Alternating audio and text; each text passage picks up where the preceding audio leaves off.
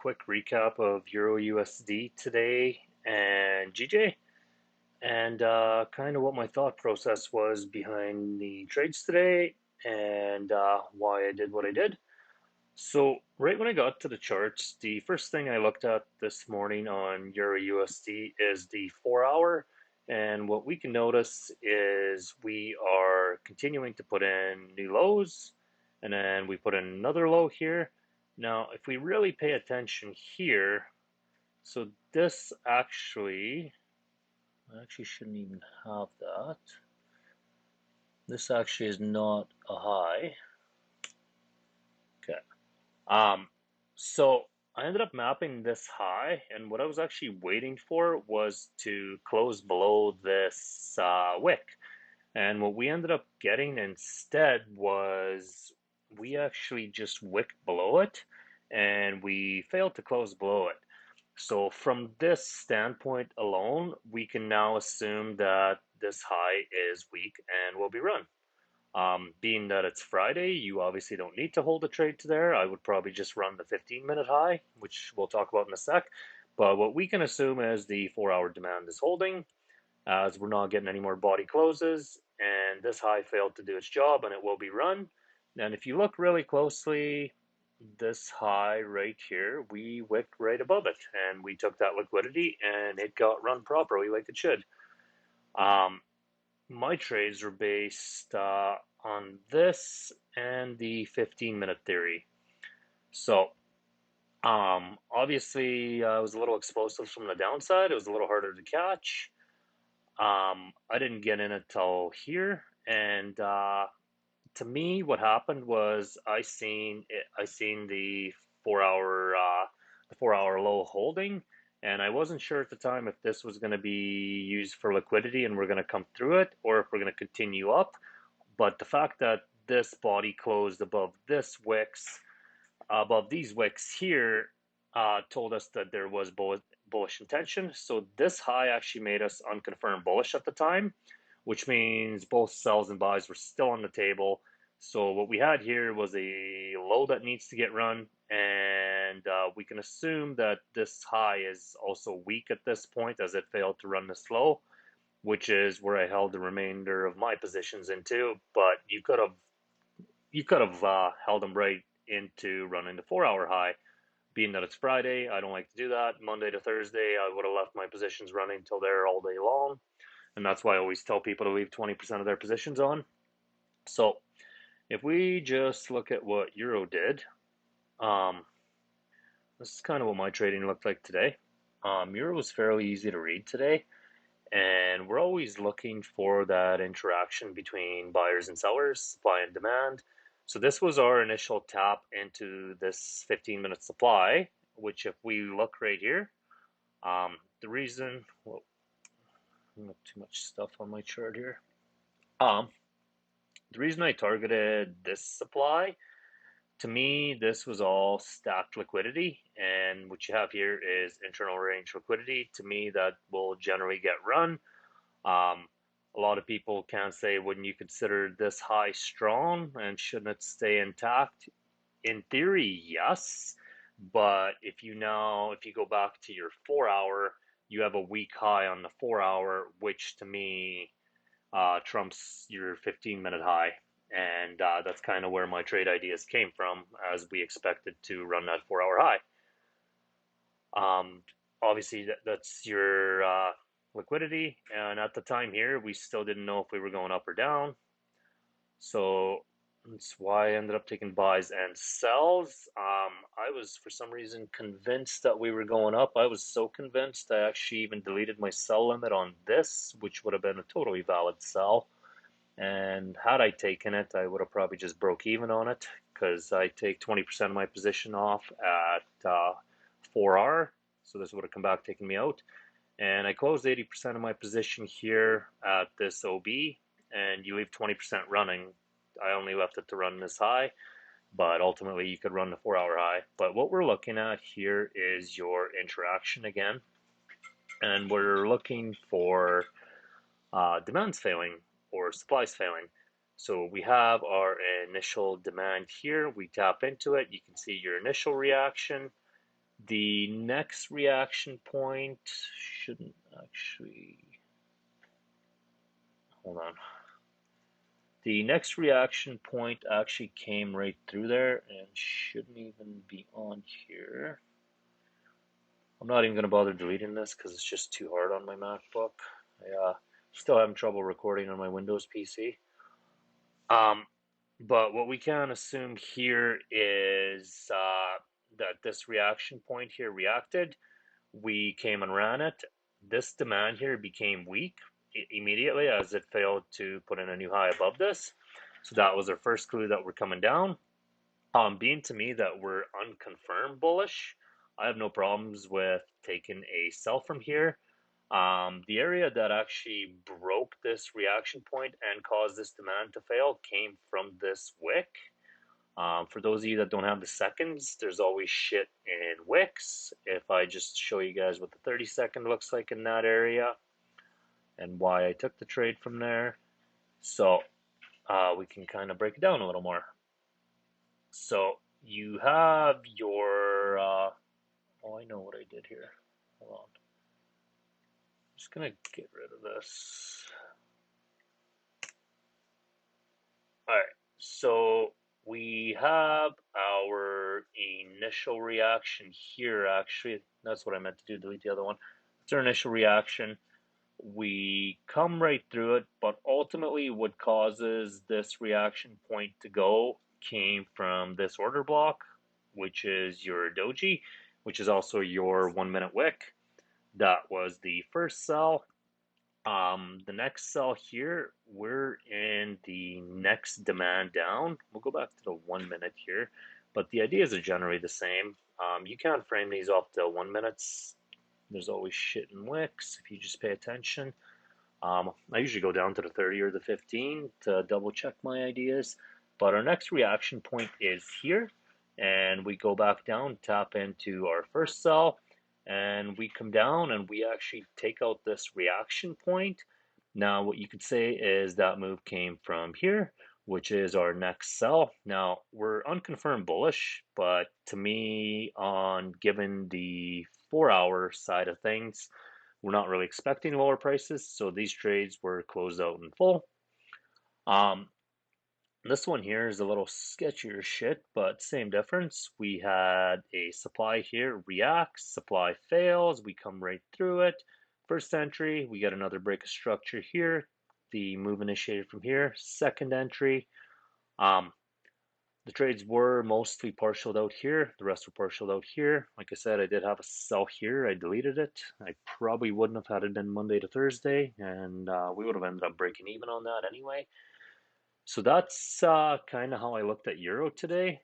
GBPJPY is a little different. As you can see, our 4 hour continues making new lows. So what we can assume from this is this high to me is strong as it put in a new low and will be protected to some degree. So being that it's Friday, I do not expect to run that. If we go look at the 15-minute side of things, we had we expected higher prices, and what happened to me from what I seen was this demand here, this white candle. I don't have it pulled, but that is a 15-minute demand. It's a shitty demand, but it's a demand. You can look at it and see that it's holding. Price stalled here. We are failing to make new lows. We're stacking liquidity here. Now, this is where the finer details really come in and why I can basically tell you that if we go up, all of this will be run and this will be the first OB that stalls us. So if we actually look at things really closely, this OB here didn't really do anything. It's weak. It failed to put in a new low as it failed to take out this, it failed to put in a new low. It did not take out this low. So we can assume right away this OB is weak and will be used as liquidity. Everything in here is stacked liquidity. If we look to this candle here, you could say this was an OB that put in your last low. It's been mitigated. All your inducement's gone, so it's not going to hold. This OB here, This wick here came and mitigated. We didn't expect it to do much either. This OB here, it's actually been mitigated as well. This inducement's gone because we put in new low, so it's actually gone too. And this to me has also been mitigated by this. So our expectation to me was to come right up here to this OB. And you could say, why not this doji? This doji to me is inducement for that. So this doji to me will be run. And that's kind of where the GJ loan idea came from. I think I'm still in the shorts. I left a little bit on. We'll see if it does anything. Not a big deal if it doesn't. This was actually my better idea all day here, this long here. And this is our demand that's kind of holding. Now what we can see here on the left is this is our sort of first supply. That's our reaction point. We take off from here and we take out this supply. So this becomes a point of interest to me. This is where I took my first buy. From here actually. We ended up taking a loss on that, which is totally fine. This next supply here doesn't interest me in any way. We came right through it. There was no interaction between buyers and sellers. That doesn't interest me. I want to see that reaction point. So the first idea for GJ was based on this reaction point and this causing the fail. We obviously had a second supply fail. We also have demand holding as we're failing to put in new lows. So we can now formulate a buy idea. Being that GJ is bearish on every time frame, we're only looking to go to the main supply we expect to hold. And to me, that supply should in turn run this week low. Now what we can look at here is, yeah, we lost the first one, which is totally fine. Now if we zoom in and pay attention here, we have another sort of supply here, this red zone. We'll just delete that. But yeah, we have another reaction here. If you actually, I think I drew this a bit wrong. Your actual supplies here. I think your reaction point would probably be this white candle. But what we can say is this doji here ultimately caused the up candle that took out the reaction point and the supply in one go. Demand resumes control. That's where we entered. I have zero issues with looking to target the OB at the top. This ended up being like 18R, 17R. That's kind of where the GJ buy idea came from. Now, on the flip side of things, if we go look at the sell, we have the exact same thing, but in reverse. This is our supply we came tapped into. We have our first reaction point. So at this point, we became unconfirmed bullish on GJ. And because 4 hour is strong to me, I have no problem with formulating sells from here. And I do not need to wait for a couple of demands to break. However, I think I ended up waiting for 2 demands to break anyway, but this was actually safe zone to sell from as well. I didn't end up selling from there. That's totally fine. But what we had here was a reaction point. At the same time, ultimately this caused the reaction to fail, but this is not EU. This is GJ. And GJ will likely mitigate the extreme, which is the start of your leg, which is here, which is what happened to me on the buy. And GJ's kind of half and half. Half the time the buy I took here would have worked. The other half the time it'll go right to the extreme, which is that. And pound pairs are good for that. So yeah, we took one sell here, and we ended up entering one more sell right off. Oh no, we took 2 positions off that right away. I remember what I did now. And one is to go to our nearest 15 demand, and one was left on to run the what I consider a weak low that should be run. Strong on 15 minute.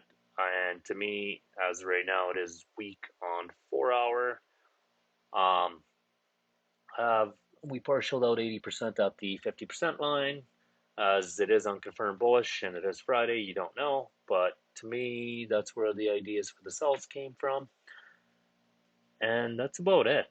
There's really not much to the thought process today. We're always just looking at where the liquidity is lying, where's the unmitigated order block, and which order blocks are actually going to hold up. Just by looking at these, we can tell this is all stacked liquidity and it's all going to be run. GU here, this pair has been relentless with me this week. I think I lost 3 days this week on it. We had kind of a similar idea. We had a failed reaction here. We had a second supply go here, and I ended up entering right here. And when it came down, I actually had enough stop loss that I stayed in the move initially. It didn't go far enough for me to break even on, and it came and took me out, and it ran the target. So on the flip side of things, this was totally a valid buy from here. However, it's right at 50% of the fibs, so to me that makes it unvalid. So I actually tried selling this back down to the 15 demand, and this one ended up waking me out and running the target as well. And this was your third GU buy, which I didn't even bother with. So this pair just, yeah, it wasn't as friendly to me as it usually is. But it's kind of the same idea as everything else, where it was unconfirmed bullish. So to me, buys or sells are on the table. Euro obviously is now confirmed bullish, and what I mean by that is we can assume that we may get another leg up, and we can get that assumption from the fact that we made two highs and ran this one. It's obviously not for sure, but it's a good way to think. And if we look on the daily side of things, so we can see Euro actually put in a new daily low.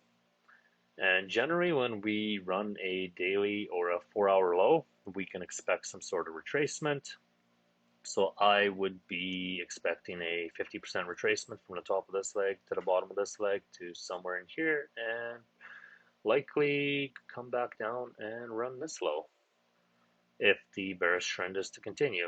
The only difference is this low was weak as it failed to put in a new high and take this out, whereas this low here is strong and protected as it took out everything to the left and absolutely smashed through everything. So this is actually a strong low. The trend tells us that bearishness should continue and we should run it. However, this could be a protected price point and we could see it hold. Time will tell. GJ, on the other hand, on the daily side of things, we have no evidence that GJ is going to stop being bearish yet. This is a weak daily low. It failed to put in a new high. This should be run. I didn't map the rest of the structure, but to me, some of these, the rest of these points that would be mapped to structure on here would all be strong, as they've all, you can see the bullishness of the leg. So anything here down would be strong and would be protected to some degree. So I don't know how far GJ is going to come down, but I do think this low needs to go. And on GU, so this is kind of a weird one. We're waiting for a new high or low to be printed. And if we actually look what GU did here, GU came and smashed through this high and actually put in a new daily high. However, we're unconfirmed, so to me, we need a new low or a new high to get a trend bias. And looking at this, this is a strong high and protected, or strong low, and it's protected to some degree. So to me, that should stay intact, but we'll see what happens. And if you look at this really closely, this was your high. This failed to close above it. This low put in this high, but failed to take this out, which made this low weak, and it got run. So that's kind of how I view the market. Um, I'll make more of these obviously as time goes on, explaining trades and explaining what I look at. It can be a simple concept if you keep it that way. And we're always just ultimately looking to run strong or weak highs and lows, or we're going to the first supply or demand, depending on if we're with trend or counter trend. And yeah, we'll end this here. Have a good weekend, guys.